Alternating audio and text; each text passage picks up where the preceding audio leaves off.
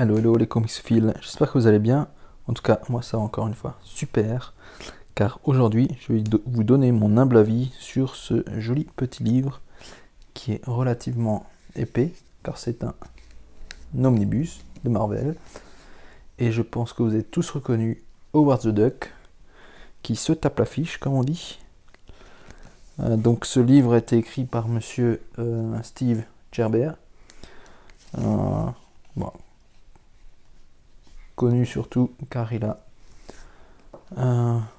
créé en fait Howard the Duck. Comme on peut le voir ici, les premières issues en fait commencent par Man-Thing.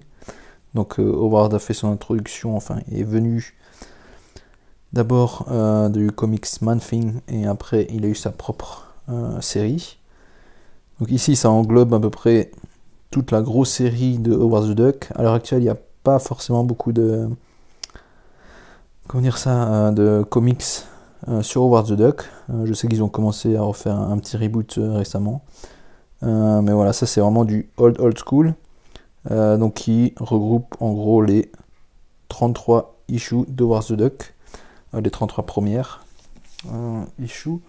Donc enlevons la Dust Jacket. Donc ici bien sûr vous avez reconnu Man-Thing, pardon. Magnifique, non pas trop, mais en arrière-plan. Donc j'ai enlevé la Dust Jacket. Voir comment se porte l'hardcover.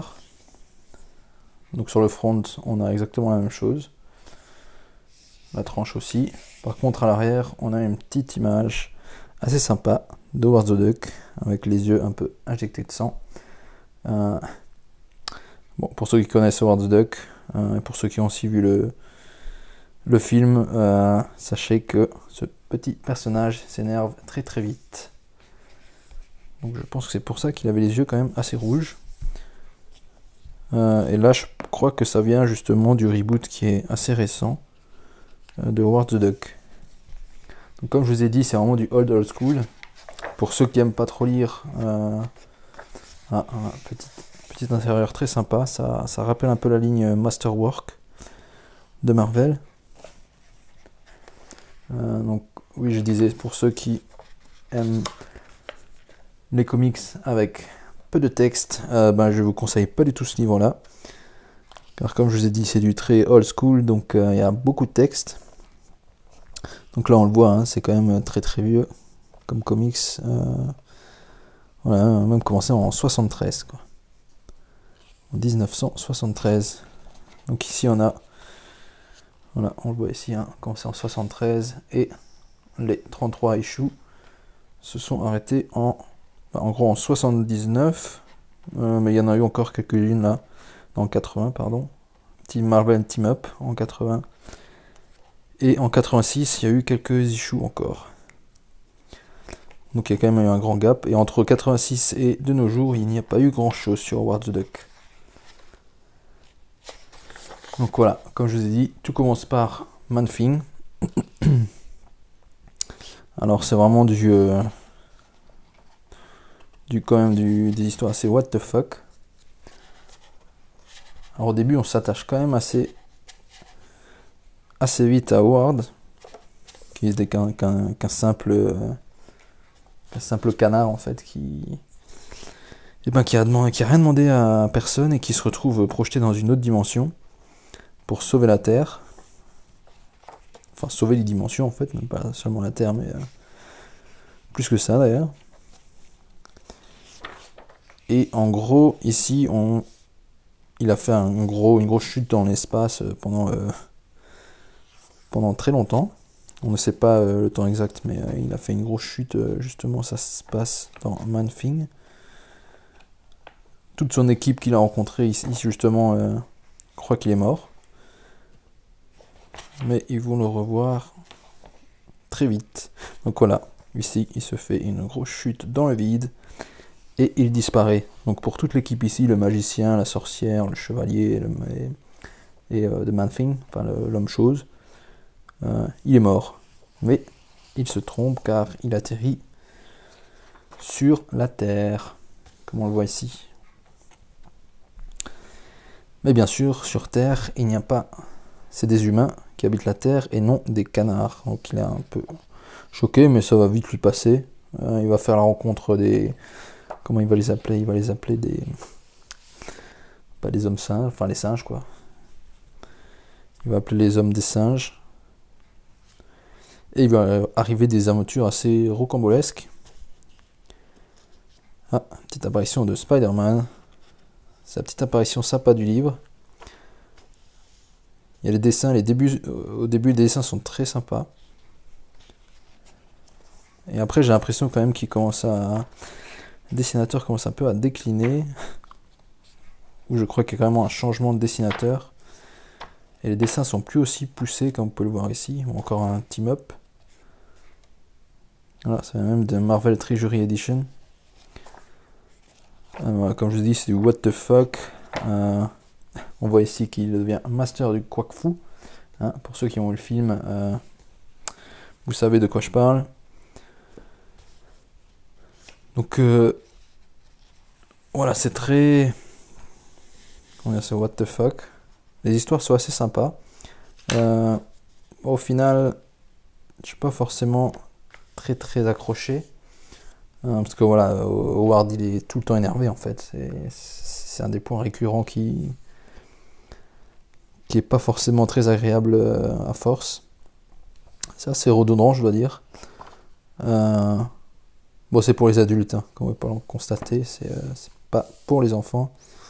Mais voilà, il s'énerve très vite. Bon, après, il a de quoi aussi, hein, parce que la société dans laquelle il se trouve, elle est très... elle est ronge jusqu'à l'os. Voilà, encore un moment what the fuck où il y a sa copine qui a des petits problèmes mentaux et qui zozote très fortement. C'est très difficile d'ailleurs de lire quand elle parle parce que les textes sont déjà de 1 ils sont en anglais. Et en plus quand il rajoute le zozotement, c'est encore pire. Donc là, moment what the fuck où il y a carrément Kiss qui apparaît, qui sort de sa tête justement. Pour ceux qui sont intéressés, voilà un petit scanner petit X-ray de Howard. Donc c'est bien un canard. Donc il va lui arriver plein d'aventures assez rocambolesques comme je vous ai dit. Au final il va... Voilà, c'est un peu l'apogée du livre. Il va rencontrer Dr Bong qui va vouloir et qui va au final se marier avec voilà, je n'ai plus son nom en tête. Alors comment s'appelle-t-elle? C'est la femme qui accompagne Howard tout au long de ses aventures. Ça va me revenir. Voilà, Dr Bong qui est quand même assez... c'est un genre de scientifique aussi qui voilà, on le voit, il se tape la tête, ça fait un gros bong et il peut se téléporter, il peut faire se paralyser les gens, enfin il joue avec les fréquences quoi.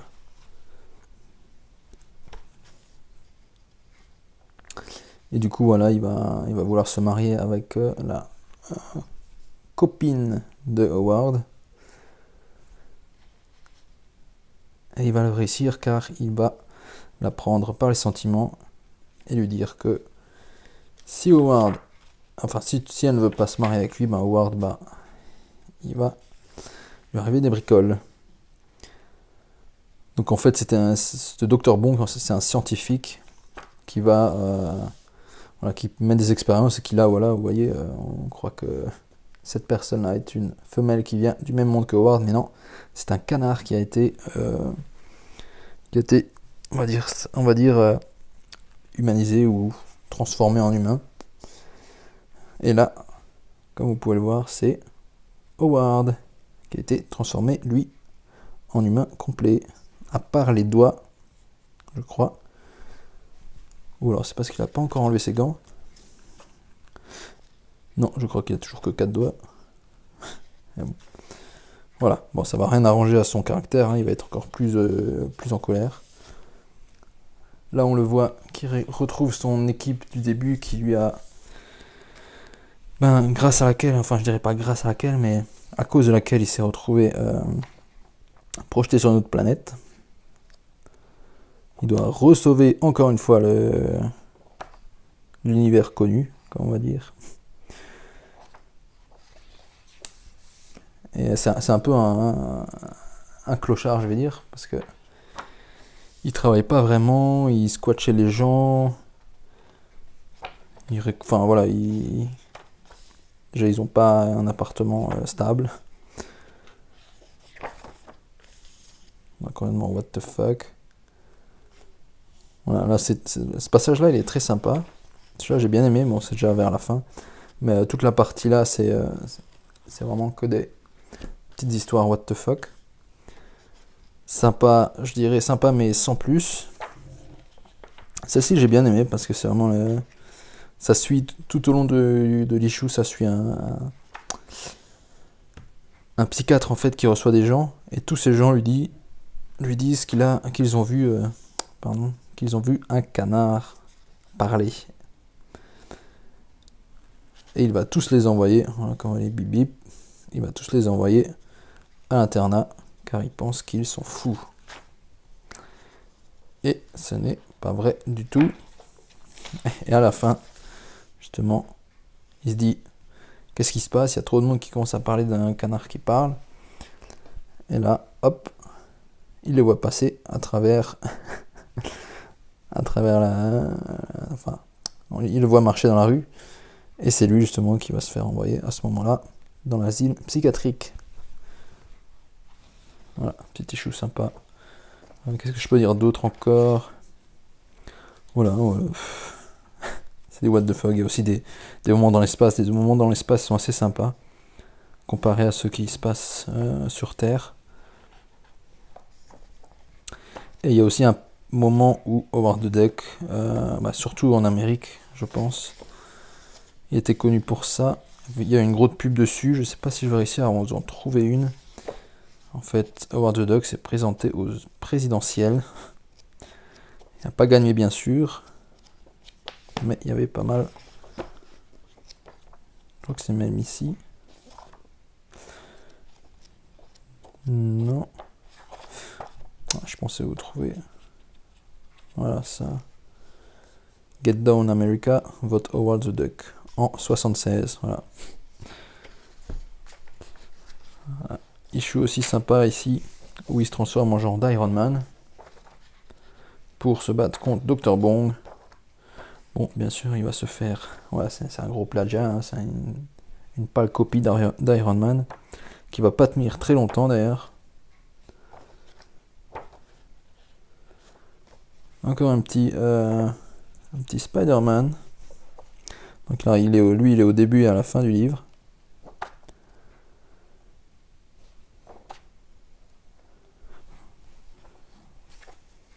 Et là, je crois, un castor géant. Là, c'est en 85, voilà.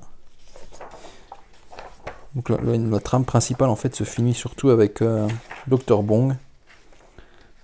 Attention, spoiler, bien sûr. Et si je ne me trompe pas...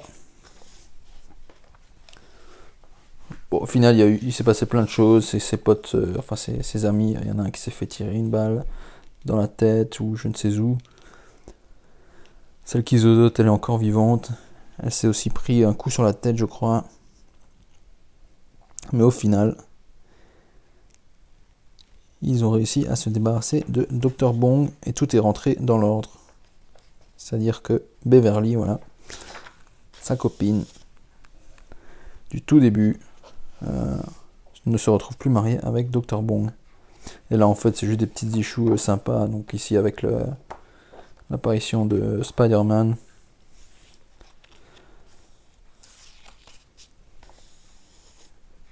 Celle-ci est aussi sympa. Je dois dire, le début, j'ai aimé. Quand on arrive au milieu, enfin, toute la partie centrale du livre, j'ai pas vraiment apprécié. Mais c'est vraiment le début et la fin qui sont sympas. Surtout les dernières issues. Donc celle-ci, en fait, il raconte l'histoire de comment il a gagné des millions. Car oui, il est devenu riche. Et c'est surtout grâce à un scientifique, si je me rappelle bien.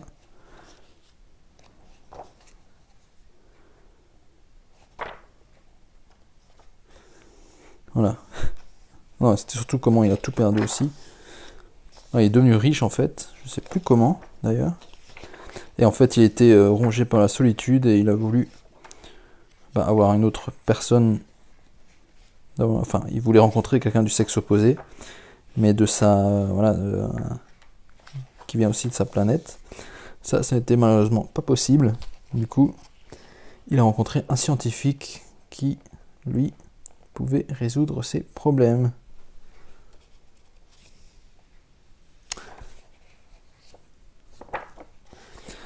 Mais ça n'en a pas eu les effets escomptés. Donc la femme était très agressive. Elle cherchait que l'argent. Voilà, on la voit ici. Elle paraît quelqu'un qui, de toute évidence, a beaucoup d'argent. Et là, c'est la fin. Voilà, comme je vous ai dit, Howard the Duck président. Il y a quand même eu pas mal de pubs là-dessus, à cette époque. Donc là, c'est tous les bonus. Ouais, beaucoup de texte, comme je vous ai dit. Et ici, les petites covers assez sympas. Ça, c'est la cover du hardcover.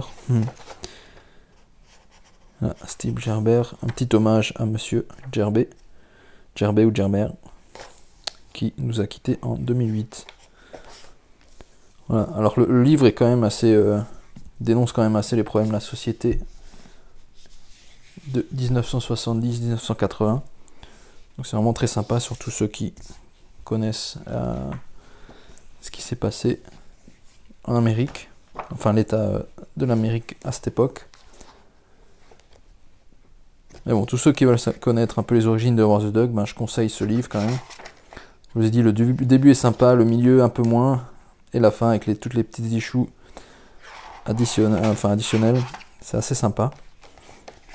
Donc voilà, j'ai oublié de vous dire le prix en fait. Voilà, comme d'habitude, c'est minimum 99$ US pour ce genre d'omnibus. Voilà, j'espère que ça vous a plu. En tout cas, n'hésitez pas à aimer la vidéo, à vous abonner et n'oubliez pas de lire. Allez, ciao ciao!